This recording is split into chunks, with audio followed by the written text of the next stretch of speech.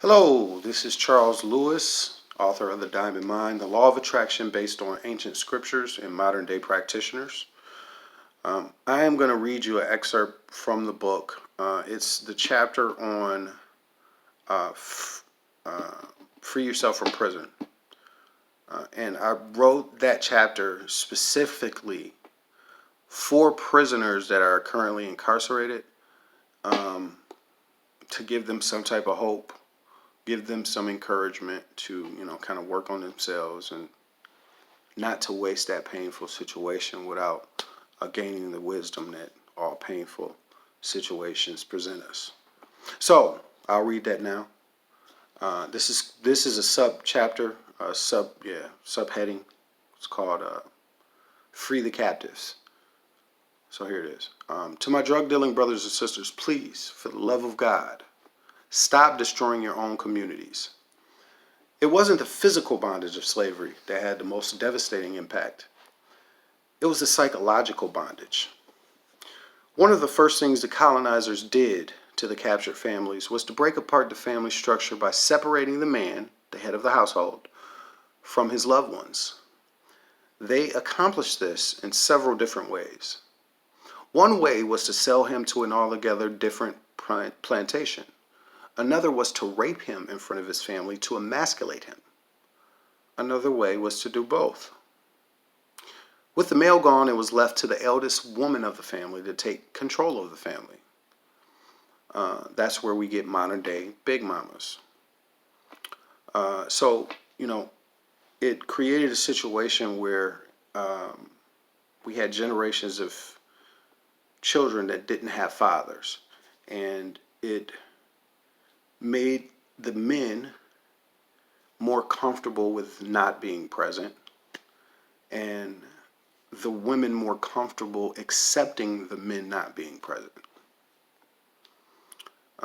As far as a little boy, now if a little boy doesn't have a father, how can you expect him to effectively be one? Until this day, the black community has the highest rate of absentee fathers. The next form of psychological warfare was to make us hate each other. This came as a result of the colonizers raping and impregnating their slaves. The children that were allowed to be born got the privilege of living in the house because of their lighter skin and the fact that he was at least part white. Although he or she in many cases was massa's child, the drop of blood rule still required their free labor. But not the hardcore, dark-skinned, physical labor in the field, but the soft, light-skinned, sweep the floor household labor. If the governing system in any society, small or large, treats one group of people better than the other, division is guaranteed. The teacher's pets feel superior and despise the perceived lesser, while the perceived lesser feel disenfranchised and will hate the perceived greater. This is still prevalent in the black community today with lighter and darker blacks, and in society as a whole with white versus black and brown. In my opinion, the most devastating psychological blow to the African slave was the Mandingo fights. Slaves were forced to fight each other to the death to entertain the colonizers. The winners would get to eat a pork chop instead of chitlins, take a shot of Massa's Hennessy, and get to rape one of his sisters, which they called comfort girls.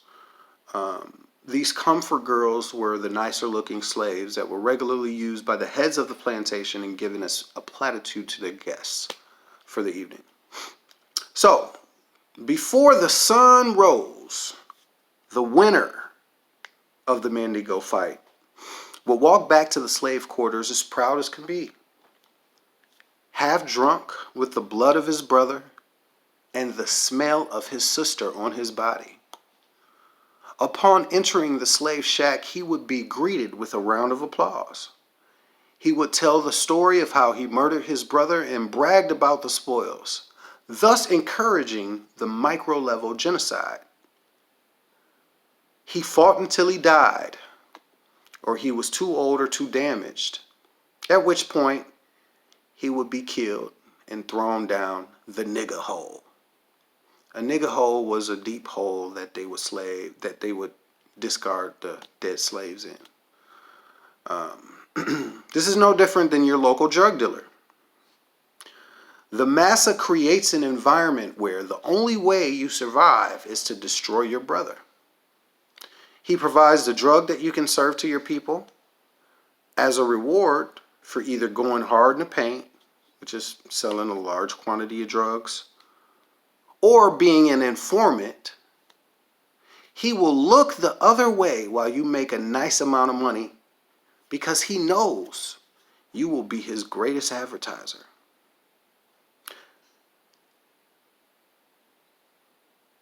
When you hit the streets with that gold mouth, those big 32-inch gold rims, your loud music, candy paint, icy neck, and blood money in your pocket, you're showing the poor people what they can have when they kill their brothers and sisters.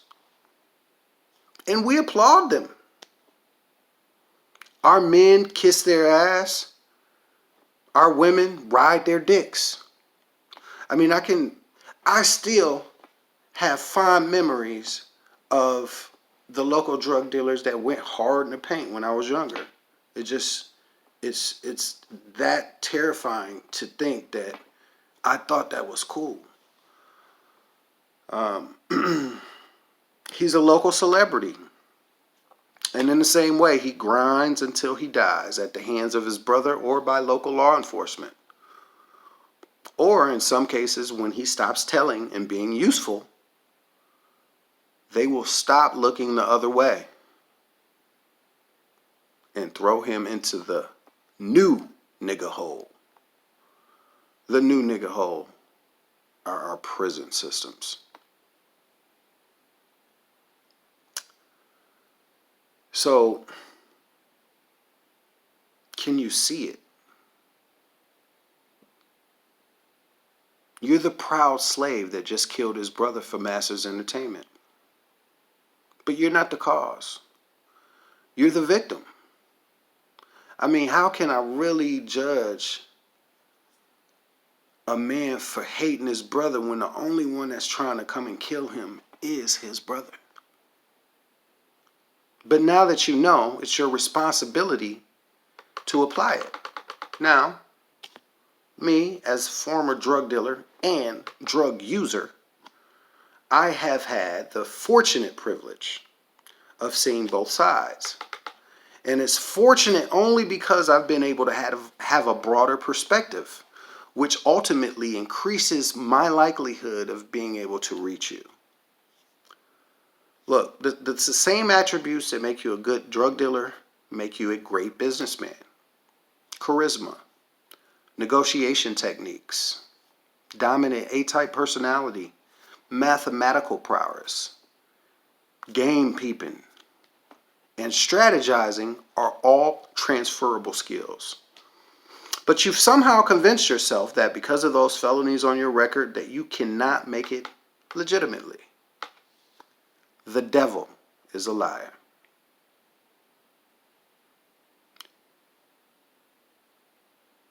You think the felonies are holding you back? If that's the case, then start your own shit. I mean, you don't have to rely on somebody else to give you employment. And when you start your own shit, just don't do it to launder your drug money. If I can't convince you to not sell drugs, at least let me convince you to pack a parachute and have an exit strategy. You can do anything you set your diamond mind to. Show the young punks and the old fools in your community a different example. One of black excellence. I literally went against all odds to make it happen. You can too. All we got is us. Help me, help us, and break the cycle. Show them how to rebuild the structure that you destroyed under the influence of your oppressor.